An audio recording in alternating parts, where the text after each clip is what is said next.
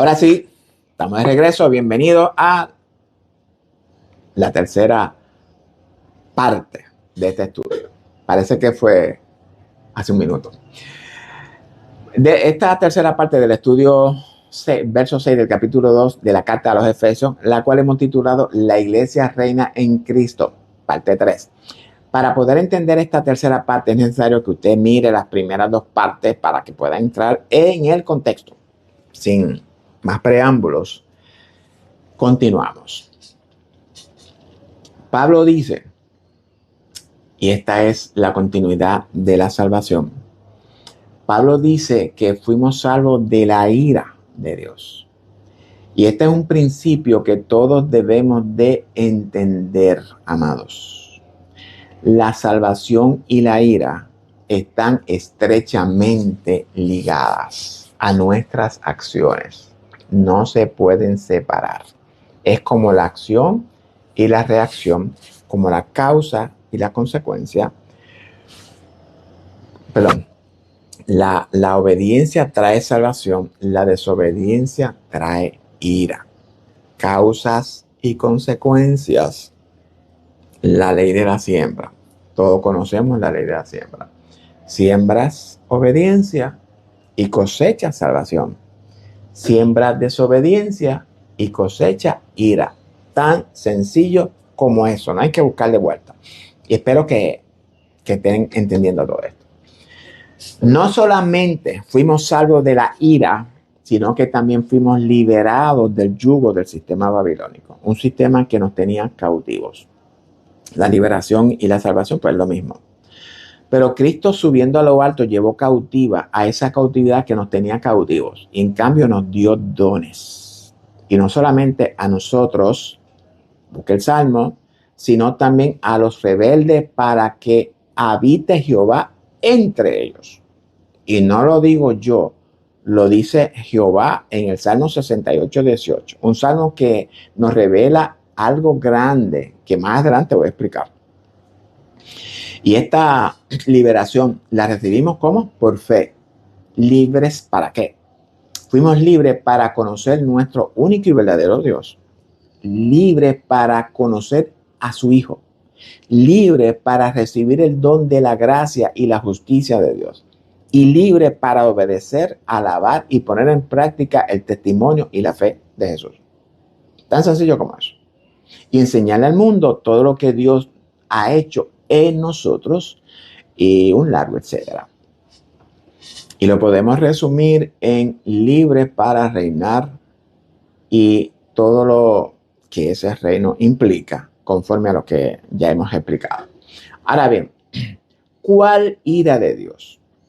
¿A cuál ira es que se refiere Pablo? La ira de Dios. ¿Es para destruirnos o para purificarnos? ¿Por qué Dios está airado con la humanidad? La razón por la cual Dios está airado con la humanidad la encontramos en todos los libros proféticos. Todos los profetas, inclusive en el propio Moisés en su tiempo, que es donde vamos a ver algo hoy, encontramos la razón por la cual Dios está airado con esta humanidad rebelde. Dios está airado con la humanidad por varias razones. La vamos a explicar. Primeramente, por su independencia de Dios. Es decir, actuar fuera de la voluntad de Dios. Eso es usted es independiente. Cuando usted actúa por lo que usted cree, usted es un independiente de Dios. Por su desobediencia a su ley. Y aquí quiero explicar algo, porque se enseña por ahí que ya la ley no es necesaria en el Nuevo Testamento. La ley de Dios es impersonal, por tanto, no hace acepción de personas. Dios es impersonal, por tanto, no hace acepción de personas. La justicia de la ley exige obediencia y a la misma vez exige castigo para el desobediente. Dios y su ley son una. Obedecer a Dios es obedecer su ley.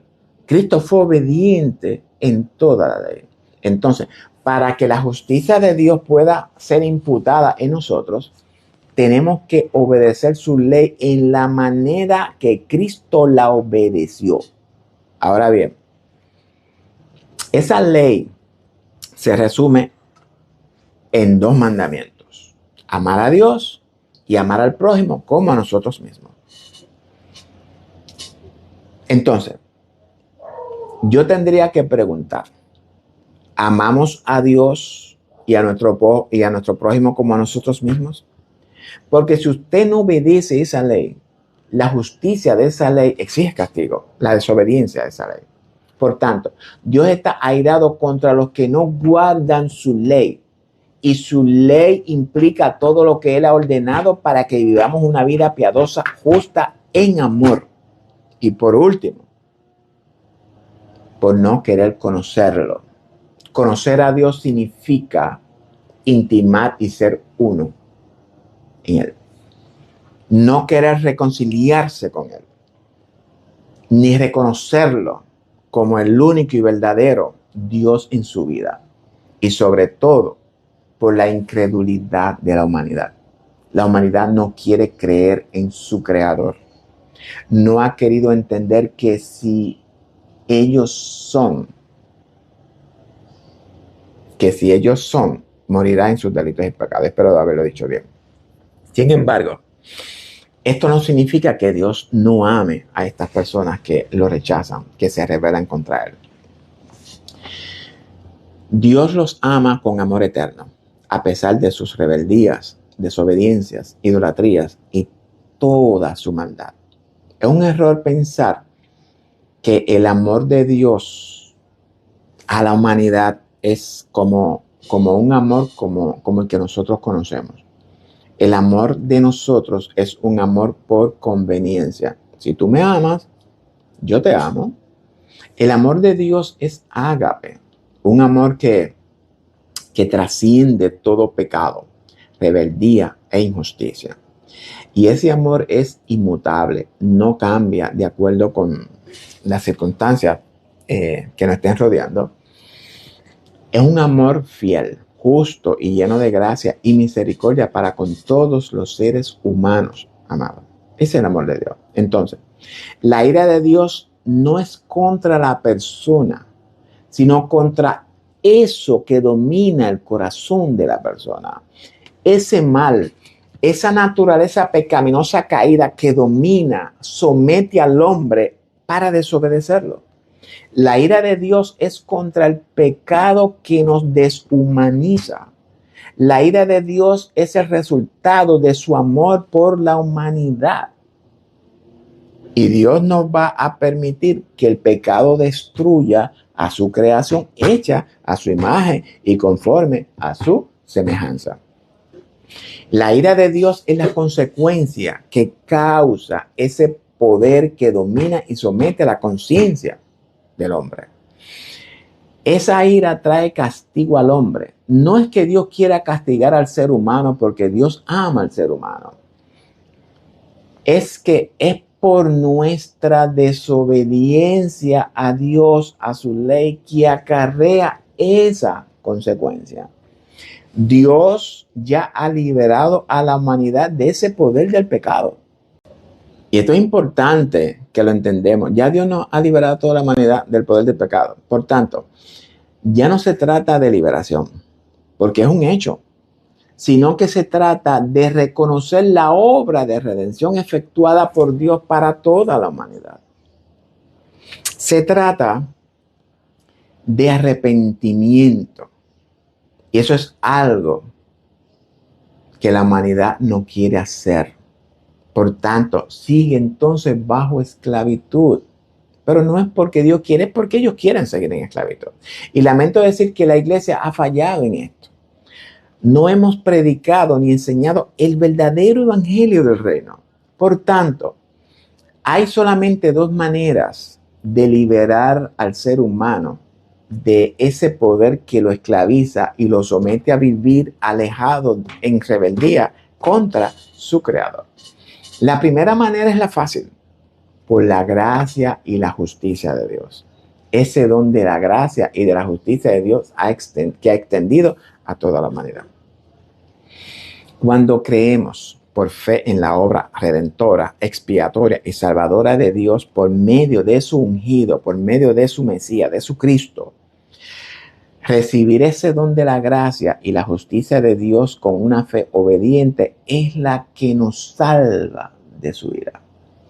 No se trata simplemente de hacer obras, sino por la fe, por creer en la obra de Jesús, que esa justicia es imputada en nosotros. Y no solamente nos salva de la ira, sino que nos perfecciona y confirma el reino en nosotros. Es por gracia, porque nosotros no merecíamos esa oportunidad que Dios nos ha extendido por amor. Espero que usted entienda lo que significa salvación de Dios en nosotros. No es de ningún infierno. No es, ese no es el plan de salvación que nos venden en las congregaciones. Un plan plagado de dogmas, reglamentos, legalismos y tradiciones. Todos deberíamos de ser castigados porque todos pecamos. Pero ese no es el plan de Dios, castigarnos a todos. El plan de Dios es salvar a muchos. Y esto quiero que lo integre en su corazón. Salvar a muchos. Y estos muchos son los que Pablo menciona en Romanos 5. ¿Con qué propósito, amado? Esto es importante que lo entiendan. Para mostrar al mundo pecador de todos los tiempos las abundantes riquezas de su gracia en su bondad para con todos nosotros en Cristo. Esa es la manera fácil y sencilla, la gracia. Y la otra es la peor, por la ley. Porque la justicia de la ley exige castigo por desobediencia, amado. La justicia de la ley exige obediencia a la ley y como resultado, bendición. Sin embargo, esa misma justicia exige castigo para el desobediente de la ley.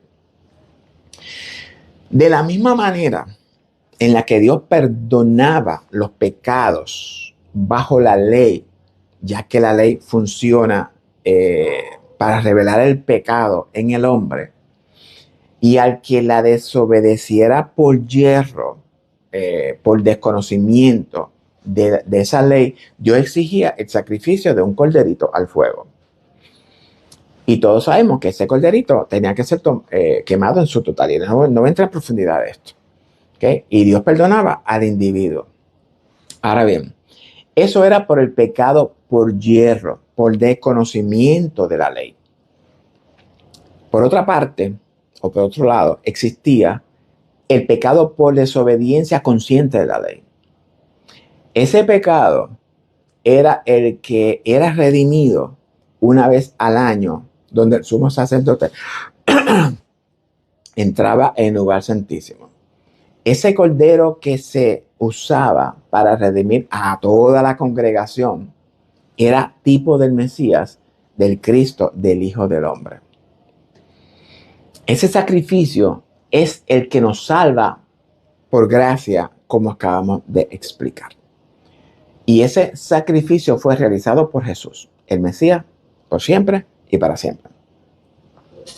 Por tanto, ya no hay más cordero a nuestro favor. Pero ahora, ya el ser humano no peca por yerro, peca intencionalmente con conocimiento de la ley.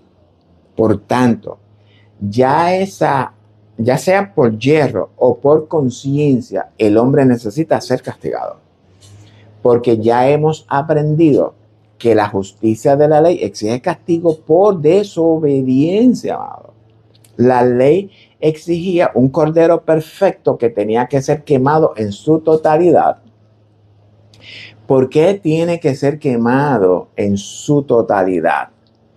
Ese cuerpo del cordero era perfecto y no tenía culpa de nada. Por tanto, la culpa recae sobre el desobediente. El ser quemado en su totalidad significa la erradicación o purificación del pecado del hombre en ese cordero, el cual fue sacrificado y quemado en sustitución del hombre. Ese cordero era tipo de Jesús, el Cordero de Dios. El cordero sacrificado a favor de toda la humanidad. Por tanto, después de la resurrección de Cristo, ya no eran necesarios los sacrificios de esos corderos, amados. No es necesario. Entonces, toda la humanidad, según Romanos 5, fue redimida para justificación de vida. Toda la humanidad fue reconciliada con Dios Padre. Esta justificación de vida o esta reconciliación no significa que sus pecados le hayan sido perdonados. Esa justificación para vida es por la gracia de Dios.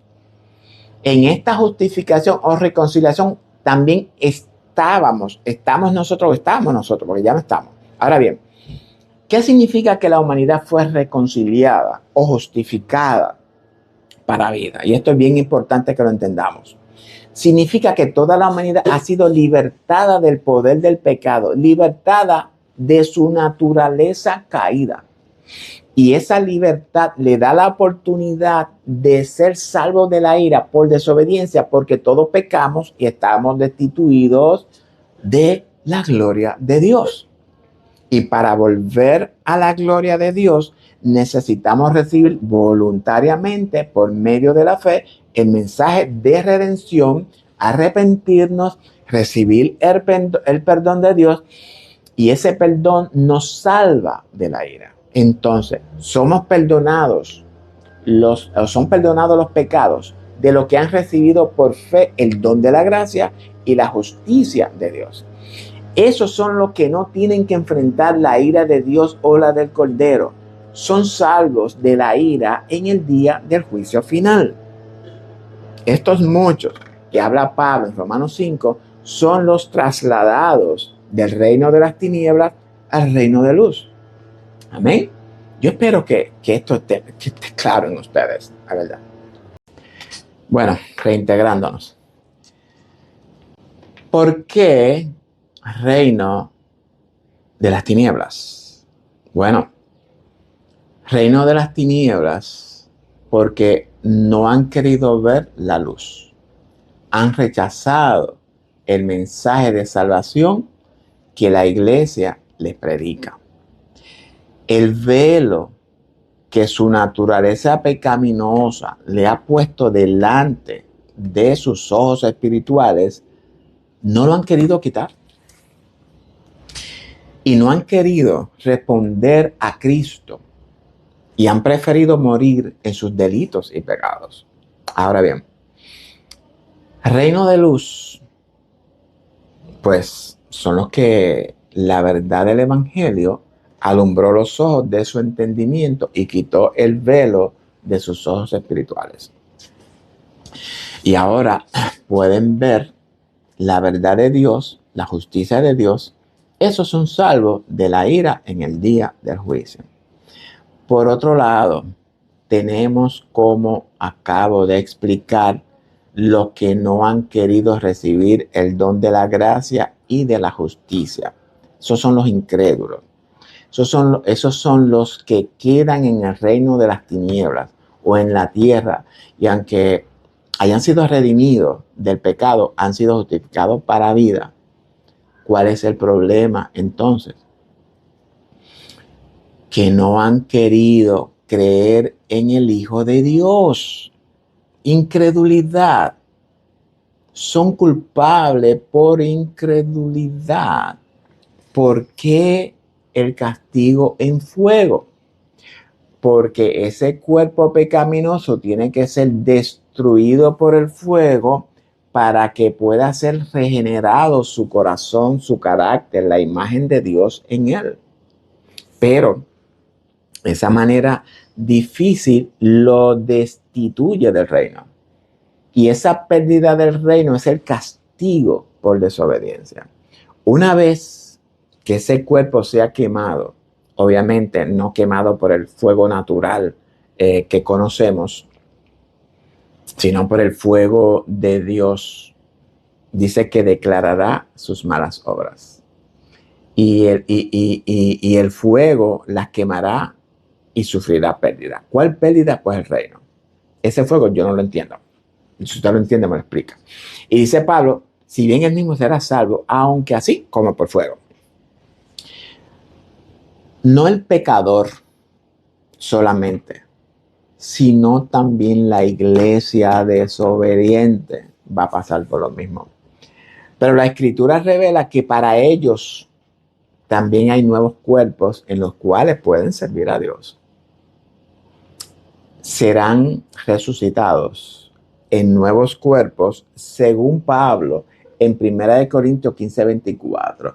Y este es un texto que nadie lo quiere estudiar, no escudriña. Y aclaro algo, que los que le gusten sacarle punta al lápiz, y aunque no acostumbro ni me gusta explicar un tema en un solo texto porque no tengo el panorama completo, el juicio de los malvados no podemos explicarlo con este texto solamente, porque sabemos que la Biblia entera habla del juicio. Usé este texto de Pablo para traer una idea, no una enseñanza completa. Ahora bien, esto no lo invento yo, amados. Estas son enseñanzas que se encuentran en la Escritura. Si sus líderes no se las enseñan, es un problema que ellos tienen. Y lo que más lamento es que ustedes sufren las consecuencias. ¿Dónde encontramos el precedente textual de esa ira de Dios? Y quiero que vayamos a Éxodo 32:10 y leemos 32:10. Ahora pues déjame que se encienda mi ira en ellos y lo consuma, y de ti yo haré una nación grande. Y todos sabemos que esta fue la reacción de Dios en cuanto a la falta de fe, en cuanto a su idolatría y a todos sus pecados con los que transgredieron durante, ¿verdad? En esa noche, cuando Moisés bajó del monte Sinaí con las tablas de la ley. Y en todo su caminar durante los 40 años, no solamente esa noche, fueron desobedientes todo el tiempo. Es el pecado de la humanidad, la desobediencia a la ley de Dios, a sus mandamientos, a sus pecados y a sus estatutos, que trae ira sobre esta humanidad. Dice Pablo en Romanos 2:5 que por la dureza y un corazón no arrepentido atesoran para ellos mismos ira para el día de la ira y de la salvación del justo juicio de Dios. En otras palabras, y lo explico, que no es el deseo de Dios castigar al hombre. Ya eso estamos claros. Si usted no lo entiende, entiéndalo. Es el hombre mismo que provoca su propia ira en él. Y mientras más desobediente sea, más ira acumula dentro de sí mismo. Sin embargo, como acabamos de aprender, esa ira de Dios no significa que lo va a matar o que lo va a destruir en el infierno por toda la eternidad, como erróneamente se ha interpretado nuestros teólogos, doctores de la ley, nuestros maestros. No hemos sabido discernir la verdad que se oculta ¿verdad? De la palabra de Dios, que se oculta detrás de estas narraciones retóricas. Y aunque hoy no voy a profundizar en esa ira de Dios porque no es el tema, el hecho de que Dios le dice a Moisés que los va a consumir en su ira y que haría de Moisés una nación grande, significa que esa ira de Dios está vigente. Y el hacer de Moisés una nación grande, ya que Moisés era tipo de Dios, significa una nación regenerada y restaurada. que al final ese es el propósito, la voluntad y el plan de Dios para con toda la humanidad. La ira de Dios es un proceso por el cual el hombre puede liberarse del pecado. Claro, por la forma mala. El ser humano es bendecido por medio de la ira, por medio del justo juicio de Dios, aunque usted no lo quiera creer, es una bendición.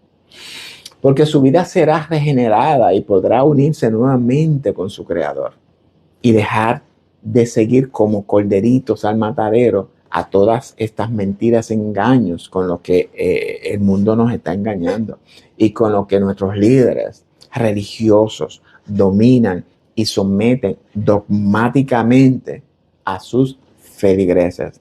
Si usted no obedece la ley de Dios de la misma manera en la que Cristo hizo, en amor y en justicia, usted pierde el reino y tendrá que ir al altar y ser sacrificado para que pueda unirse a su Creador como en el principio. Y esto no lo digo yo, está en la Escritura. Dice Pablo que fuimos salvos de la ira que viene sobre toda la humanidad pecadora. Toda esa humanidad, primeramente, la iglesia, compuesta por judíos y gentiles, por no haber obedecido todo lo que Jesús mandó que guardásemos, porque no todo lo guardamos, porque si usted le han vendido que por ser simple hecho de llamarse cristiano usted no va a ser castigado, le han vendido gato por liebre. Y también la ira de toda la humanidad por no querer conocer a Dios, por su incredulidad y preferir viviendo en oscuridad, alejado de su Creador. Amén. Tan sencillo como eso, mis queridos hermanos.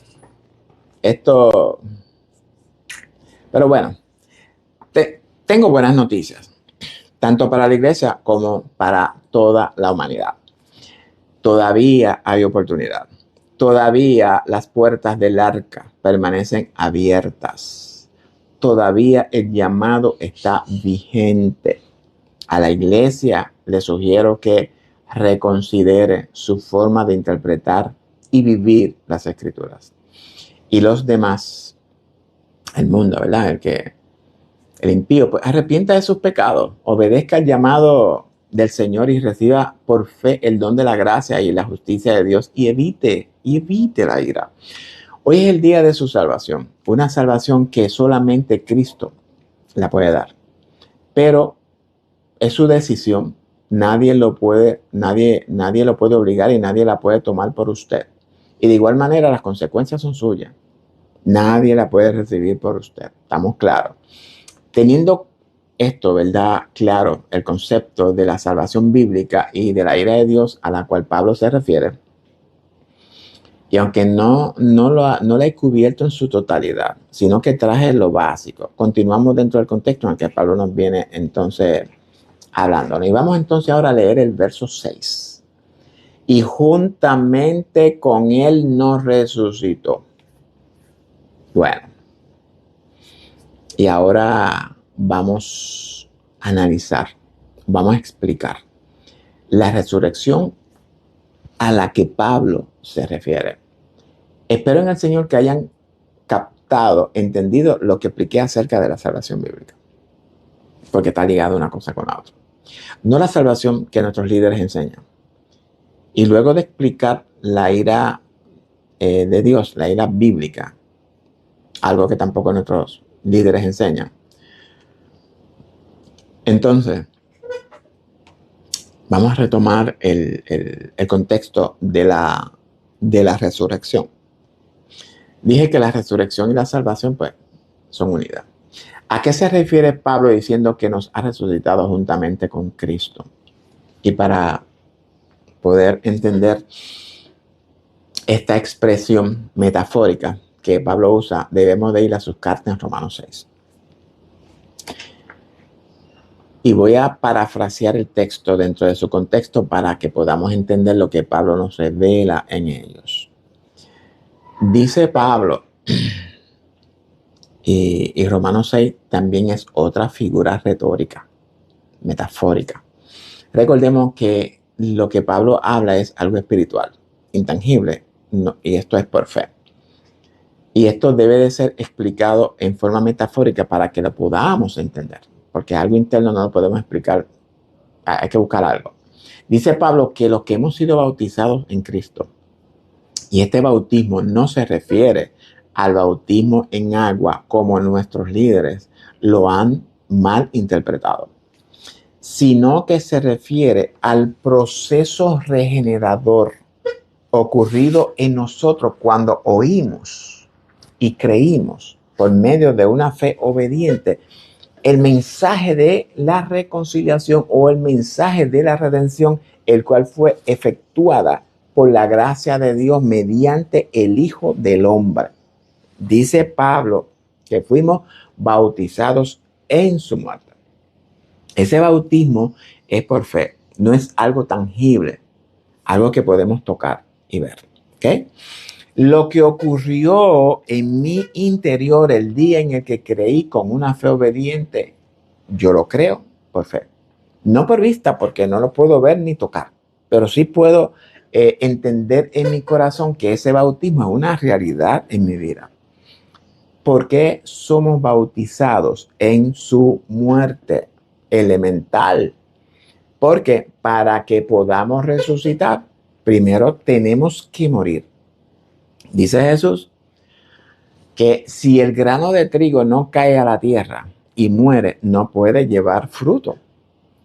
Y voy a tratar de explicar lo que ocurrió en Cristo en la cruz. Si dejo algo fuera o dije algo fuera del contexto, pues recuerden que no soy perfecto y al igual que ustedes, soy discípulo y estoy en crecimiento. Pero voy a procurar hacerlo más. Procuro siempre dar lo mejor de mí para ustedes. Al Cristo estar en la cruz y morir, literalmente hablando, Cristo nos sustituyó literalmente hablando en nuestra muerte. Es decir, que Él murió en nuestro lugar, nos sustituyó en la cruz. Y espiritualmente hablando, nosotros estamos en la cruz y morimos con Él. Y todo esto lo creo por fe. Espero que usted también. Y espero que estén entendiendo de qué fue crucificado en la cruz. Bueno, todos sabemos que fue Cristo crucificado en la cruz. No hablo de eso. Hablo de nosotros. Porque yo no estuve físicamente en la cruz. Y yo creo que usted tampoco. ¿Ok? Para que podamos entender qué fue crucificado en la cruz, debemos de buscar el precedente textual. El precedente textual lo encontramos en el libro de Números 21, 8 al 9, y hablamos de la serpiente de bronce. La serpiente en la escritura simboliza la naturaleza caída del ser humano. Y esto es lo que encontramos en Génesis 3. No voy a entrar en Génesis porque ese no es el tema. Pero sí voy a traer un pequeño estudio acerca de la serpiente y el hombre. ¿Qué significan? Porque eso es una metáfora también. El contexto de estos versos es el castigo de Dios. Recordemos pues que en aquellos tiempos antiguos, todo lo bueno y todo lo malo pues venía de Dios. El castigo, pues Dios castiga. Sana. Y ese castigo de Dios, de acuerdo con el texto, vino por causa del pueblo murmurar en contra de Moisés y acusarlo de haberlo sacado de Egipto para morir de hambre o hacerlo morir de hambre en el desierto. No murmuraron contra Moisés, sino contra el mismo Dios, porque Dios estaba en Moisés.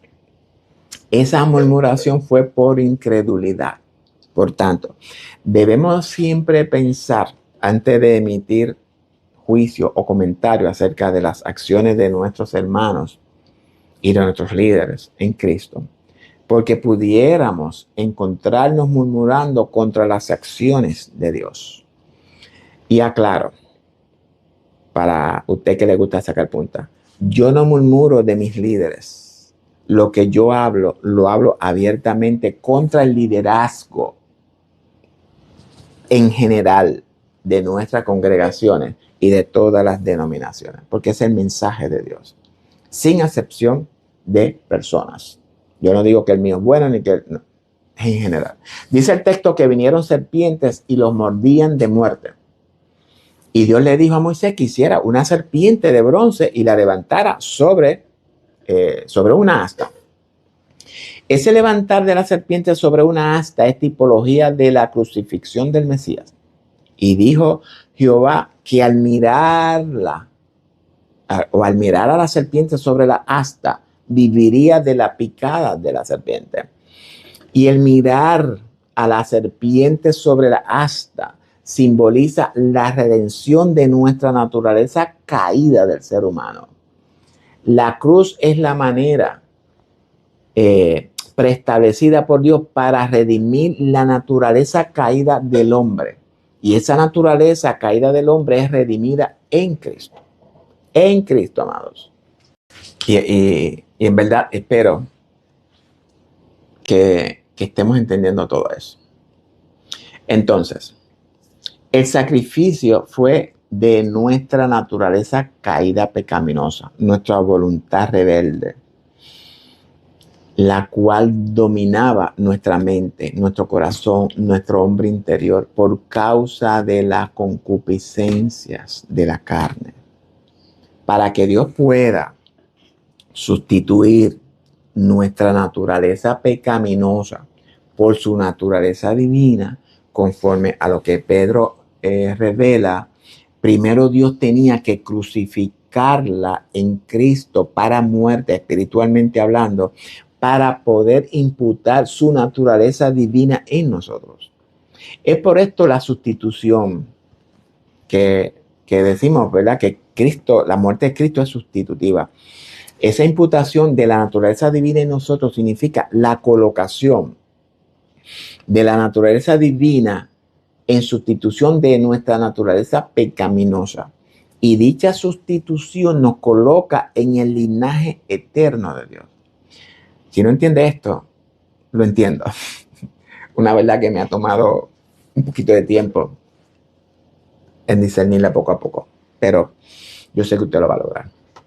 Entonces podemos decir, al igual que Pablo, que nuestra voluntad rebelde, nuestra naturaleza caída, pecaminosa, nuestro viejo hombre, como Pablo también lo identifica, fue crucificada con Cristo, fue sujetada a Cristo y por consiguiente ya esa naturaleza caída no tiene el poder de someternos, porque ahora la naturaleza divina, el Espíritu Santo, el carácter santo, perfecto de Dios en nosotros, es el que tiene todo el poder y toda la potestad en el cielo y en la tierra.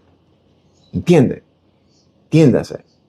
En todo nuestro interior, en todo nuestro corazón, nuestra mente, nuestras emociones, nuestro intelecto y también sobre nuestros cuerpos. Eso es referente a los cielos. Y referente a la tierra, tenemos la misma potestad sobre las actitudes rebeldes de la humanidad. Aclaro, el tener potestad no significa que vamos a dominar las mentes de los hombres. No, no es eso. Tener potestad significa no dejarnos dominar por esas actitudes o esas actitudes rebeldes de los hombres. Y si ese no dejarnos dominar implica nuestra muerte, pues morimos. Yo sé que esto suena fuerte, pero es su decisión el de dejarse dominar o usted dominar. Si usted no se ha dado cuenta, el sistema babilónico nos obliga, nos somete a creer lo que ellos quieren que creamos por medio del miedo. Nos obligan a comer, a vestir, a guiar el auto que ellos quieren. Quieren que por medio de sus anuncios engañosos. Nos obligan a a endeudarnos con sus anuncios engañosos. Por tanto, el engaño nos domina. Y por medio de sus mentiras, engaños, falsedades, influyen las conciencias de nosotros, la iglesia. Por tanto, aunque usted no lo quiere aceptar, ese dominio es una realidad. Y esta potestad es una realidad en nosotros, si así nosotros lo creemos. Tanto de ida y vuelta. Porque todo esto en nosotros es por fe, no por vista, porque todo esto es intangible, hermano. Es por esto por lo que todo esto es por fe, porque no hay algo tangible en la que lo podamos sustentar. Si usted no cree todo esto en usted por fe, entonces usted no es sellado, ni ha nacido de nuevo, ni es salvo de la ira del Cordero. Usted está bajo la maldición de la ley entonces. Y no me crea a mí, analice todo esto a la luz de la Escritura y pídele al Señor la sabiduría, la inteligencia y el discernimiento que es necesario para que usted entienda todo esto y despierte de esa matrix que lo ha envuelto por años. Yo quiero invitarle a ver el estudio de Efesios 1 del 5 al 7, predestinado para ser hijos de Dios. En este estudio explico todo lo relacionado a esta colocación en el linaje eterno de Dios. Todo lo relacionado a nuestra adopción como hijos de Dios, porque no puedo volver a explicar algo que ya hice. Por tanto, dice Pablo que al ser esto una realidad en nuestras vidas, si es que lo creemos por fe, debemos entonces de considerarnos muertos al pecado, por fe. Fíjense que Pablo no dice que estamos muertos al pecado. Pablo dice que debemos de considerarnos muertos al pecado. Es una decisión suya considerarse muerto al pecado.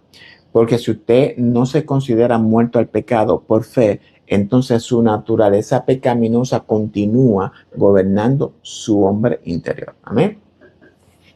Sus concupiscencias siguen gobernando su hombre interior rebelde.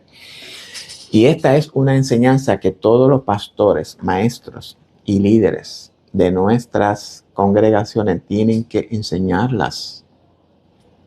Porque si no la enseñan, las ovejitas vivirán sin un rumbo, sin una esperanza, sin un objetivo. El reconocimiento de la verdad, de esta verdad, es la que ha arrastrado a vivir a la iglesia en fracaso, creyendo que es el diablo que lo vive azotando. No es el diablo nada, el diablo no azota, lo que nos falta es el conocimiento, es esa falta de conocimiento lo que nos está matando. Ni Dios ni el diablo están fuera de nosotros. Dios habita en el hombre, pero también el diablo habita en el hombre. El diablo o Satán, como Cristo revela, es esa naturaleza caída en nosotros. Esa naturaleza que hemos crucificado con Cristo. Y si usted no lo sabe, esa naturaleza está activa en nosotros. Si usted no la domina, si usted no cree que está crucificada por fe, entonces ella lo dominará a usted. ¿Entiende? Esa naturaleza caída actúa tanto en el creyente como en el no creyente. Pero Dios le ha dado las herramientas para dominarla. Tenemos que perseverar en los lugares celestiales, donde fuimos sentados con Cristo. Un reino donde no existe la mentira, el engaño, la falsedad, la injusticia. Pero en el momento en el que nos dejamos influenciar por cualquiera de estas del sistema babilónico, nos estamos saliendo de la voluntad de Dios, estamos alejándonos del reino, estamos volviendo a la esclavitud. Bueno, espero que este motor no le haya afectado tanto. Y esa voluntad rebelde es el ego que domina el corazón del hombre. Es ese Nimrod que se levanta contra la autoridad divina en nosotros. Es la que tenemos que dominar. someterla debajo de nuestros pies, amados.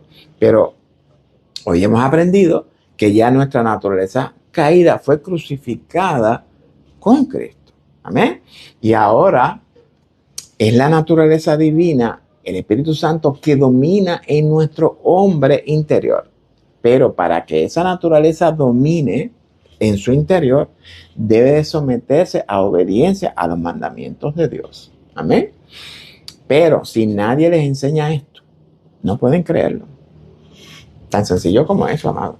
No pueden creerlo. Usted sabe qué es lo que pasa, hermanos, que nuestros líderes hablan más del diablo, del infierno y del cielo literal, temas fuera del contexto bíblico, que hablar de la verdad de Dios, de su amor, de su misericordia, de su gracia, de sus promesas, de la esperanza, que tenemos reservada para nosotros. Nadie quiere hablar del reino, ni hablar de la justicia. Nadie quiere hablar del arrepentimiento, ni la santidad bíblica, ni de la regeneración de nuestras mentes, de nuestra manera de pensar. Nadie quiere hablar de que seamos humildes y mansos de corazón y un largo etcétera. No nos enseñan fe, doctrina sana, regeneración, restauración. No nos enseñan lo que aconteció en nosotros en el día que creímos. No nos enseñan el proceso ese proceso de metamorfosis que ocurrió en nosotros, que éramos como un gusano y fuimos transformados en una bella y hermosa mariposa para Dios. En fin, una carencia de disciplina y discipulado. Entonces, ¿por qué debemos de considerarnos muertos al pecado? Porque nuestros pecados fueron imputados a Cristo, espiritualmente hablando, imputados por fe. Esa verdad tenemos que integrarla en nuestros corazones. Parece que hay un individuo paseando el motor por acá. Bueno, entonces dice Pablo que fuimos sepultados con Cristo. Y este sepultado tiene un significado espiritual. Y ese significado es que al ser sepultados entramos en el reposo de Dios, según Hebreos 4:3. Y ese reposo es también por fe. ¿Reposo de qué? Reposo de la práctica del pecado. Eso es el reino de Dios en nosotros. El reino sobre el pecado. Y añade Pablo, y si fuimos sepultados juntamente con Cristo, también resucitamos o resucitaremos juntamente con Él. ¿Para qué? Para una nueva forma de vivir. Una regeneración de nuestra mente, nuestra forma de pensar, una regeneración de nuestro hombre interior. Esta resurrección a la que Pablo se refiere es una resurrección espiritual a una naturaleza, a una nueva naturaleza en nosotros. También identificado por Jesús como el nuevo nacimiento en Juan 3. Esa resurrección implica reino. Es decir, que además de darnos una nueva vida, la misma vida de Cristo, dice Pablo que también nos resucitó con Él, con Cristo. Esa resurrección es la que nos sienta en los lugares celestiales con Cristo, como veremos. Si usted no experimenta este nuevo nacimiento, esta regeneración de su hombre interior por fe, entonces usted no ha nacido de nuevo, porque todo esto lo hacemos una realidad en nuestras vidas por fe. Y por fe, entiéndase, algo intangible que no podemos ver con nuestros ojos naturales. Y ahora bien, y preste mucha atención porque la parte siguiente de este texto es donde Pablo nos revela la verdad de nuestra posición en Cristo. En los estudios del capítulo 1, siempre les dije que Pablo nos estaba preparando a esta congregación para revelarle una verdad teológica, también nosotros, la cual necesitaba ir introduciéndola poco a poco para que, ¿verdad? Por medio de esto pueda revelar. Y ahora bien, ya hemos aprendido lo que es la salvación, la ira de Dios y la resurrección en nosotros. Pablo ahora nos va a revelar una verdad que impactará nuestras vidas. Transformará todas nuestras perspectivas que teníamos acerca del mensaje de redención, de perdón, de pecados y de salvación de nosotros. Y asimismo nos hizo sentar en los mundos o en los lugares celestiales con Cristo Jesús. Y ahora sí, siéntese tranquilo, porque aquí es que la cosa se pone buena. Aquí es donde la puerca retorció el rabo, como me gusta decir. Y lo primero que quiero destacar en este texto es lo siguiente. Que de igual manera en la que Cristo fue sentado a la diestra del poder de Dios en los lugares celestiales, dice Pablo que también nosotros fuimos sentados en esos lugares celestiales. Eso se llama sustitución. Eso es heredar el reino de Cristo. Heredamos porque ya Jesús murió en sustitución de nosotros. Ahora, anote esta verdad en una esquinita, por ahí, porque la vamos a discutir más adelante. Vamos a hacer unas preguntas reflexivas.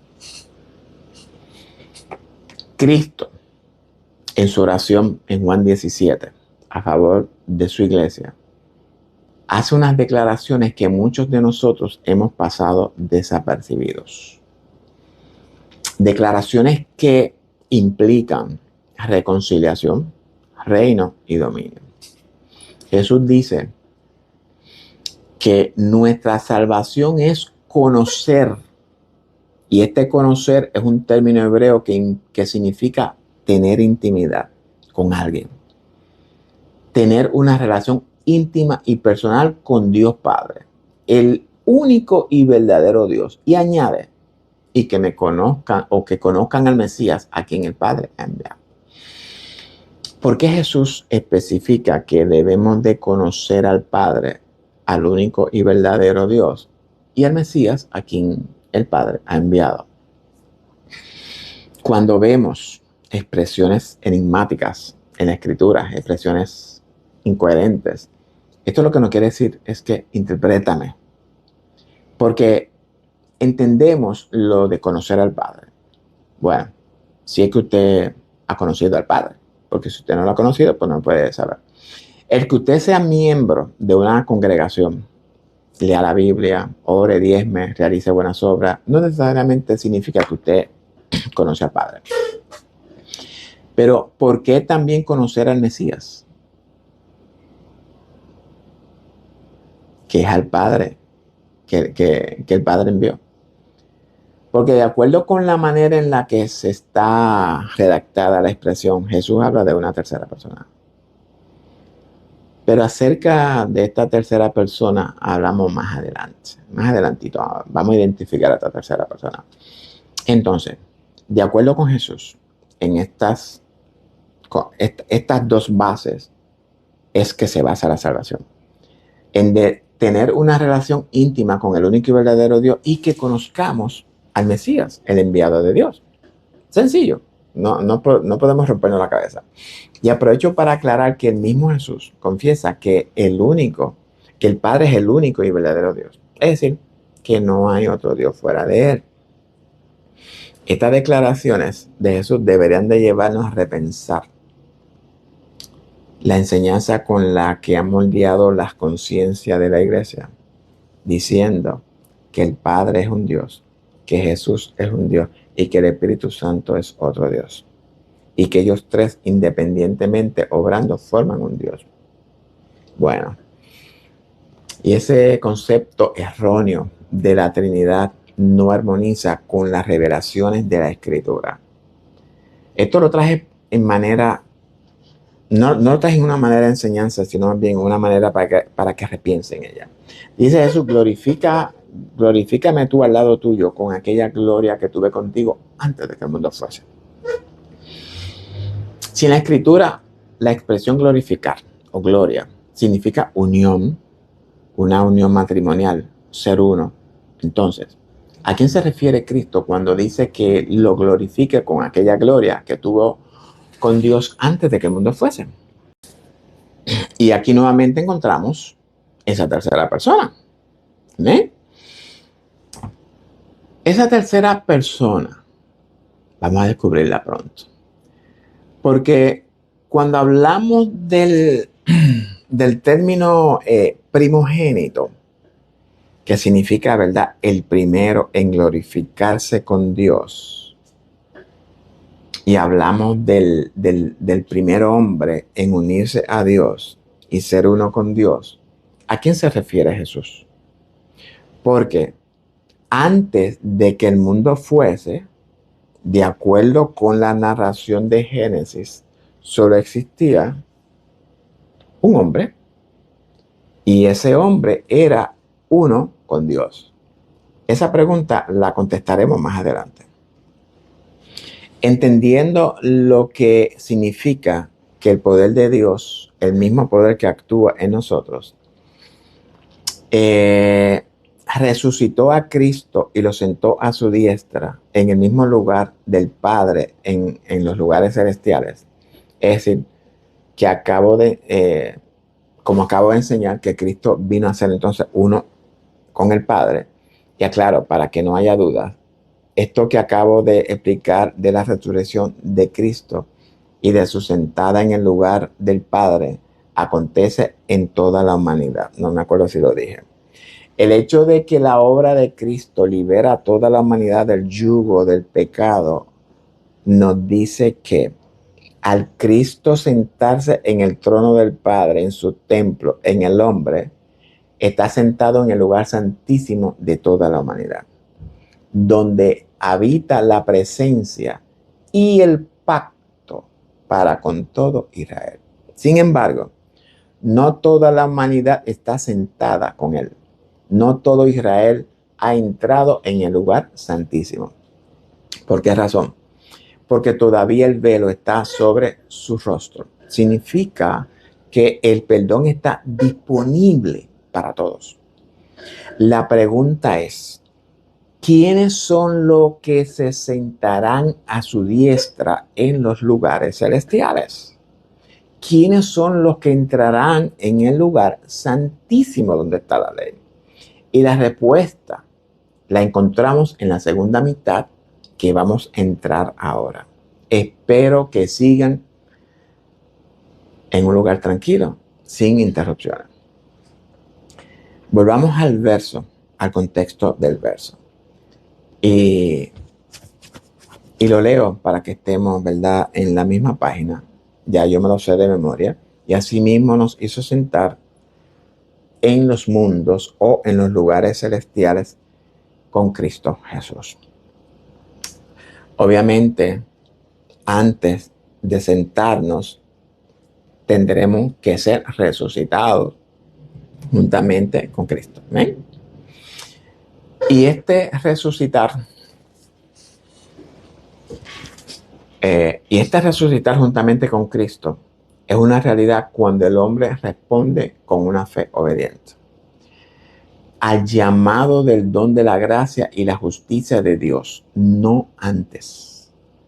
Ya aprendimos que esta resurrección que ocurre en nosotros es una resurrección espiritual. El hecho de que fuimos resucitados juntamente con Él no se refiere a la resurrección física de Jesús, por cuanto hace casi 2000 años de su resurrección, sino que significa que nos unimos en su resurrección en el día en que creímos. El hecho de que Cristo haya resucitado en el primer siglo no significa que toda la humanidad resucitó con Él. Bueno, vamos a verlo más adelante, sí, pero en el primer siglo resucitaron todos los que creyeron en Él. De ahí en adelante, resucitan con Él todos los que creen en Él. Pablo usa una metáfora para que entendamos lo que sucedió con nosotros el día que creímos. Esta resurrección es la del nuevo hombre interior en nosotros. Ese nuevo hombre interior en nosotros es el Jesús resucitado, vivificado en espíritu. El Espíritu Santo con el cual fuimos sellados, bautizados para el día de la redención de este cuerpo pecaminoso en el cual todavía habitamos. Ahora bien, Pablo explica esto que aconteció en nosotros en Romanos 6. Pablo en Efesios nos lo explica de esta manera. Y voy a parafrasear el capítulo 1 del 19-23 nuevamente. Dice Pablo que la grandeza del poder de Dios para con nosotros, lo que hemos creído, y ese creer es según la operación de su fuerza en nosotros. Dice Pablo que esa misma fuerza que operó en Cristo, resucitándole de los muertos, lo sentó a su diestra, a la diestra del mismo poder de Dios. ¿Dónde lo sentó? Pues dice Pablo que lo sentó a su diestra, en los lugares celestiales. Entonces, y no solamente lo sentó, sino que lo puso sobre todo principado y autoridad y poder y señorío, y sobre todo nombre que se nombra no solamente en este siglo, sino en todas las épocas. Y termina Pablo diciendo que el poder de Dios sometió bajo los pies de Cristo todas las cosas y que lo puso por cabeza a la iglesia. Amén. Compuesta por judíos y gentiles. Eso no lo podemos desechar. Lo que Pablo revela en Efesios 1 es una explicación más detallada de lo que sucedió en nuestro interior. Que fue lo mismo que aconteció en nosotros según Romanos 6. ¿Ok? Estamos claros. En otras palabras, que ese nuevo hombre interior en nosotros es el mismo carácter de Dios operando en nosotros por medio del Espíritu Santo, que es el mismo poder de Dios y a la vez es el mismo Cristo resucitado. Jesús vino a revelarnos al Padre en nosotros. Ya eso lo he dicho antes y espero que esté claro. Pero algo no hemos entendido, y esto lo entenderemos en el estudio de la carta a los Colosenses y Gálatas. Es que Cristo, además de revelar al Padre en nosotros, también vino a revelarnos la verdadera naturaleza del Hijo del Hombre, la cual se encuentra en Él mismo. Pablo revela en Gálatas que el Padre le plació revelar a su Hijo en él, es decir, en Pablo. ¿Qué le reveló Dios? Dios le reveló al verdadero Pablo que habita en Pablo, el verdadero ser que hay en Pablo. Pero esto lo explicaremos, ¿verdad?, en las cartas mencionadas. Ahorita voy a hablar un poquito más de eso también. Pablo, entendiendo eso, que Jesús le había revelado, lo expresa metafóricamente para que podamos entender lo que sucedió con nosotros cuando creímos en el Mesías resucitado. Ese Mesías o Cristo resucitado, ¿verdad?, es el mismo Espíritu Santo con el cual fuimos sellados.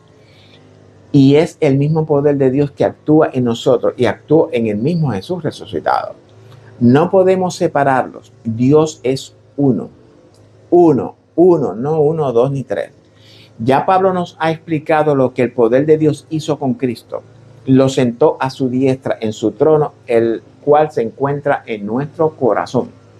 Y delegó en Cristo todo su poder y autoridad. Cristo ahora ha venido a ser el Padre y está sentado en el trono, en su lugar santísimo, como ya aprendimos.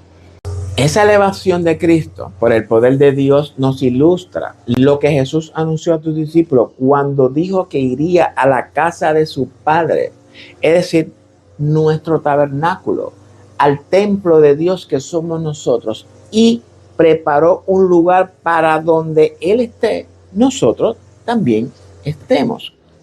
Y con esto termino la tercera parte de nuestro estudio, la iglesia reina en Cristo. Así que no te pierdas la cuarta y última parte de este majestuoso estudio bíblico. Gracias, ¿verdad? Un estudio que estoy disfrutando más que ustedes. Gracias por su paciencia, por el deseo de conocer a Dios. Dios les bendiga a todos, los amo en el amor de Jesucristo. Y recuerden, estamos continuando con